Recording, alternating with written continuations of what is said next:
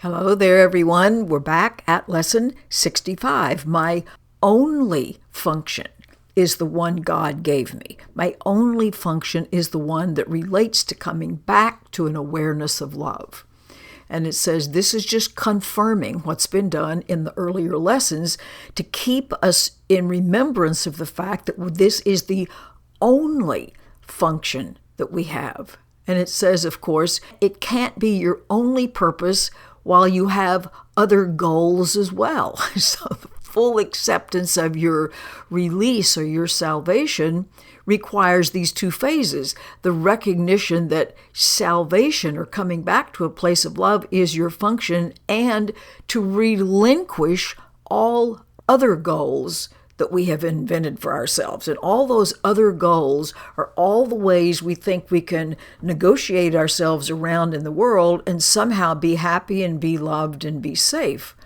It says the only way that you can take your rightful place among the saviors of the world is to really mean this when you say, my only function is the one God gave me. Coming back to a place of understanding and experiencing that love is in everything is the only way I can find peace of mind.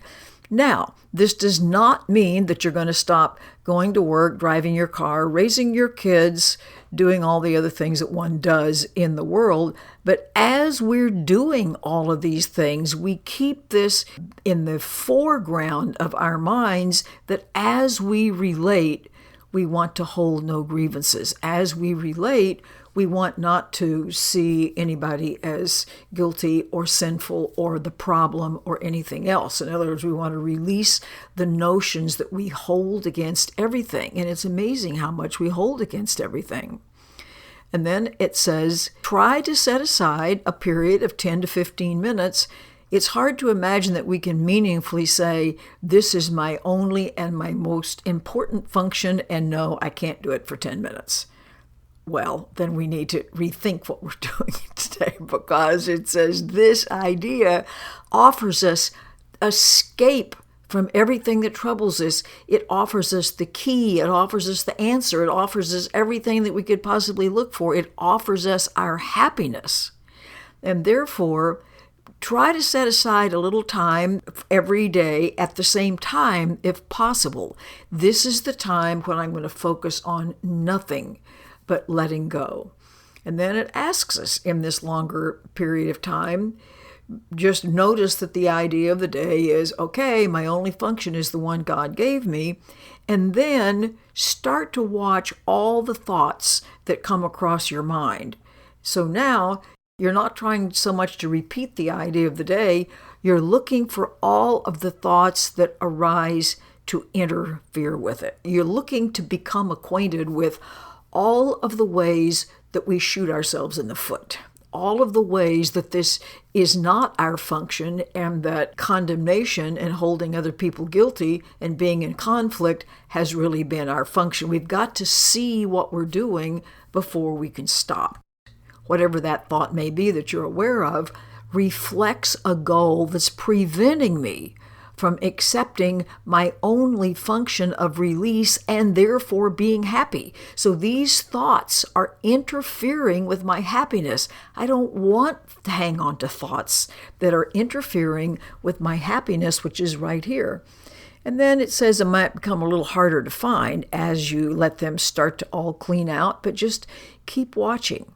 And as your mind becomes more and more quiet or still, then tell yourself, on this clean slate where I've just released all of these other things that I realize now are not important at all, let my real function, my true function, have a place to show up. You don't have to use any of the exact words, but let this idea be paramount in your mind. And then after you've let these ideas go, then repeat this idea.